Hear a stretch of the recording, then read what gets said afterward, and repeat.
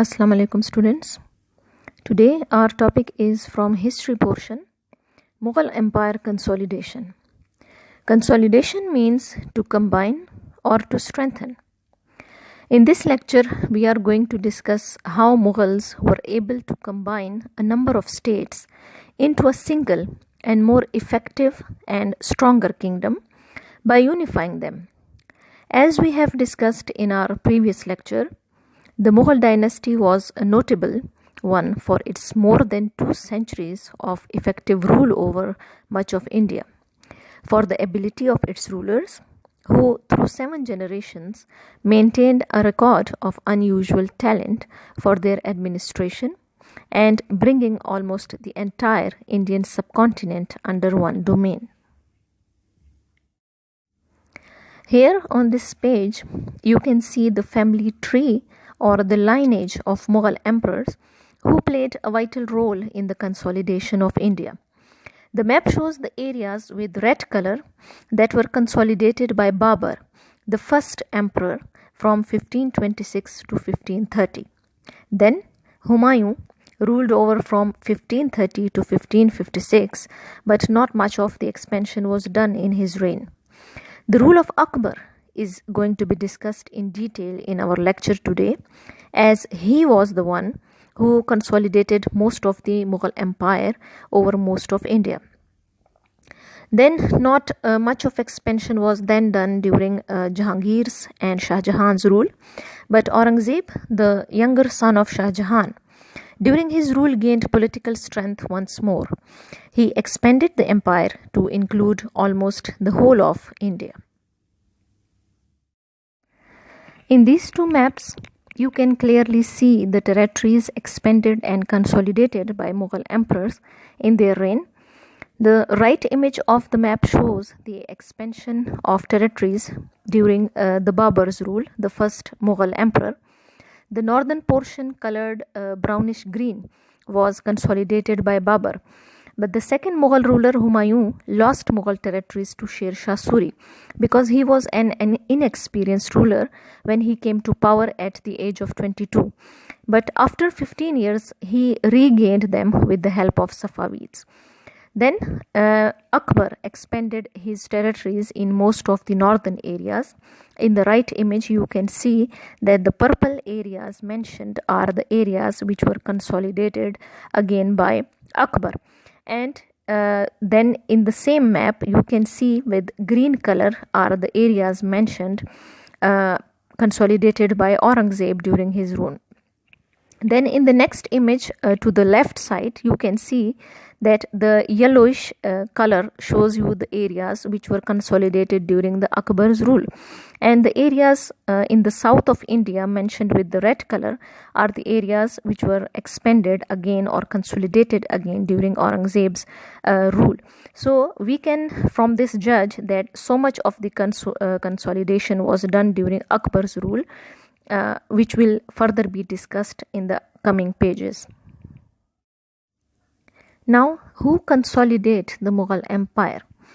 Akbar reigned 1556 to 1605, was born Jalaluddin Muhammad in the Rajput Umarkot fort. Akbar succeeded to the throne under a regent, Bairam Khan, who helped consolidate the Mughal Empire in India. So the first line is the answer for your first question of summer work, that Akbar was the one who consolidated most of the Mughal Empire. He was born from 1556 to 1605 was his ruling period, and his real name was Jalaluddin Muhammad. He was born in the Umarkot fort, and the bottom two pictures shows you the images of Umarkot fort where he was born. While he became the king on when he was throned, he was very young at that age. So they appointed a regent named Bairam Khan. Regent here means regent in those times was a person appointed to administer a state because the monarch was a minor. So as you know, Akbar was a minor at that time. He was not of age to rule a state as such big as that. So for his help, they appointed this person named Bairam Khan to help him with the state affairs. Before further discussing the reign of Akbar, we are going to discuss the reign of Sher Shah Suri, who took over the northern India from Humayun. Sher Khan, known as Sher Shah Suri, he was an ethnic Afghan of the tribe Sur, who founded the Suri Empire in the northern part of India. Now let's read this paragraph. Sher Shah Suri was an Afghan leader who took over the Mughal Empire after defeating Humayun in 1540. Sher Shah occupied the throne of Delhi for not more than 5 years, but his reign proved to be a landmark. Landmark means it was an important point in the subcontinent. He formulated a sound imperial administration that was inspired by the Safavid regime in Iran. It means that the kind of administration he administered and implemented during his rule was inspired by the Safavids. Safavid was one of the most important ruling dynasty of Iran from 1501 to 1736. So he adopted the same kind of administration as were adopted by Safavids in Iran. Sher Shah employed a powerful army, which is said to have comprised of 150,000 horses, 250,000 foot soldiers, and 5,000 elephants. He personally inspected, appointed, and paid the soldiers, thus making him the focus of loyalty and subduing the jealousies between clans and tribes. He appointed and selected all the soldiers carefully in order to subdue the jealousies between other clans and tribes. Subdue means to bring under his control. Jealousies mean bitterness or insecurities. So there shouldn't be any insecurities between different tribes regarding this selection or any kind of doubt of unfair selection in the soldiers. He took it upon himself to select all the soldiers himself. During his lifetime, Sher Shah commissioned the construction of tombs for his father. Commissioned means he ordered the making of tombs. Tombs are kind of monuments or graves. So he ordered to make different tombs, one for his father, Hassan Khan Suri, and for himself. In the bottom right, you can see the picture of the tomb of Sher Shah Suri, which he made for himself. And it is a kind of a thing which makes you remember of the old history. A third one was begun for his son Islam, but remained unfinished due to the dynasty's fall. Sher Shah died in 1545 by a gunpowder explosion. Gunpowder explosion is a kind of blast of bombs due to any kind of arms or weapons, which caused his death. Unfortunately, and he left his kingdom to his two sons and grandsons. Unfortunately, his successors were incompetent, means his coming generation was not as competent and capable as he was, and they were incompetent and succumbed to the old Afghan rivalries. Succumbed means they give in or surrendered to the rivals from Afghanistan.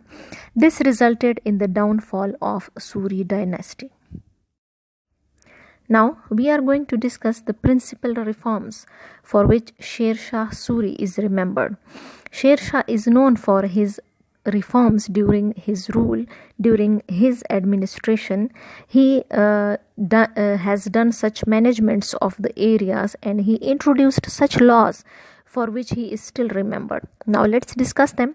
He is remembered for those connected with the revenue administration. Revenue administration, he set up a revenue collection system based on the measurement of land.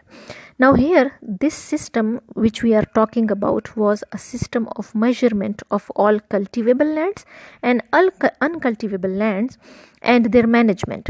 He also introduced a system of direct taxes to be paid to the government so that the taxpayers are saved from any kind of unjust.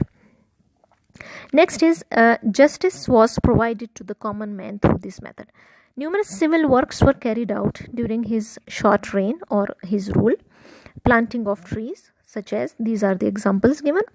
Wells and buildings of sarai or inn for travelers was done. Sarai or inn were kind of hotels or guest houses for travelers to rest in.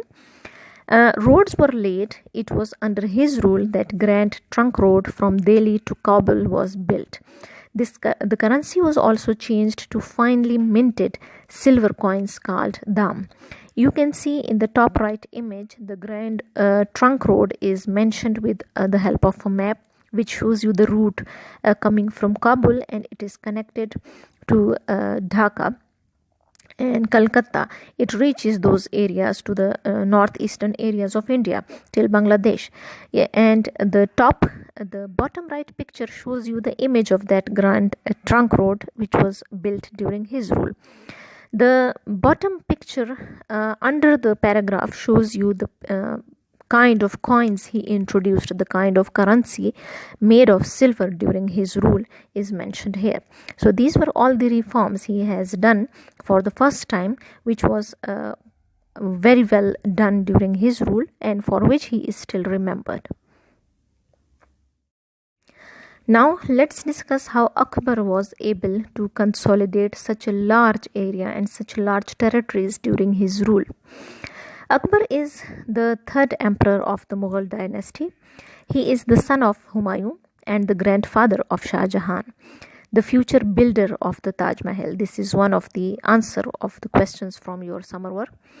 He is the first of the Mughal emperors who can actually administer his empire.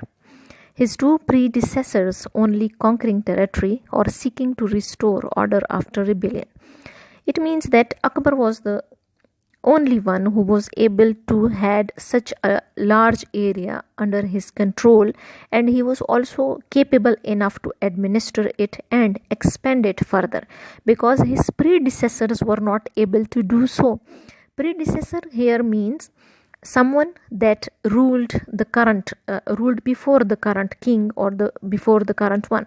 So in here it means Humayun, who was the predecessor, who only recovered the lost territories from Sher Shah Suri later on. So he was the predecessor of before Akbar. Now let's read the second passage. He was born on October 14th, 1542 in Umarkot, a city in Sindh province, currently in Pakistan.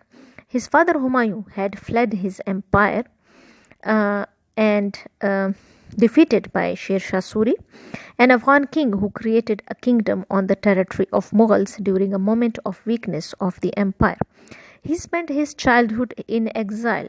Exile means being expelled from one's own country. So he was exiled with his father, means Akbar and Humayun both were exiled, and 4 preceptors who failed to teach him reading and writing. Along with them, they were joined by or helped by 4 other preceptors. Preceptors here means their teachers or mentors, or you can say tutors, who were not very good enough for Akbar, although he had obvious intellectual abilities. He was more capable than it. Akbar was more capable, but at that time he was not able to gain much capable or able teachers for himself, as they themselves were in exile at that time. Having gone to Persia to seek help from Shah Tahmasp I with his father, he conquered his territory, battle after battle. When the empire was reconstituted, Humayun reigned only 1 year, dying in 1556. Akbar was then 13 years old. A regent was named Behram Khan, and at the same time the young Akbar was crowned king. The ceremony was held in Kalanur, Punjab. So as we have discussed it before, that after exile they came back, and Humayun was able to recover the lost territories but was not able to further expand his territories. But during that time, because Akbar was too young, he was only 13 years old, so they appointed Behram Khan as his regent so that he would help Akbar to administer the whole area. Now let's see the reign of Akbar, how his ruling period was so special and what was he able to do during that time. The reign of Akbar is characterized on one hand by new conquests. Characterized means it is distinguished or identified for, on the one hand, for his conquests. Conquests means his invasions or his capturing of different states for which he is famous for. On the other hand, by the establishment of an advanced organization of his empire. As for the conquests, now here is the further explanation for his conquests or his invasions. Akbar first faced the army of General Hemu, a former leader of Afghan army who still occupied the entire east of the former Mughal kingdom, Bihar and Bengal. The north of India was then divided into two. In the west, the Mughals, in the east, the Afghans. Dominance from one side to another was inevitable. Dominance means superiority or control. Was obvious in this situation because on one side in the east there was in Bihar and Bengal was the rule of Hemu, and the west side they expanded and took hold of the empire for Mughals. So dominance from one side to another was inevitable. Inevitable means unavoidable, necessary, you can say. And this happened in 1556 during the second battle of Panipat, which we have already discussed in our previous lecture. It took place exactly on November 5th, 1556 between the 10,000 Mughal horsemen and the Afghan forces, and the victory returned to Akbar. Hemu was captured, decapitated. Decapitated means cut off the head of someone, and his skull was exposed in Kabul to deter Hindus from rebelling. His skull was exposed to the people, and the reason behind it was to deter Hindus. Deter means to discourage or to warn other people so that they won't rebel or show any kind of resistance or revolt against Akbar. You must know that Hemu was of Hindu origin.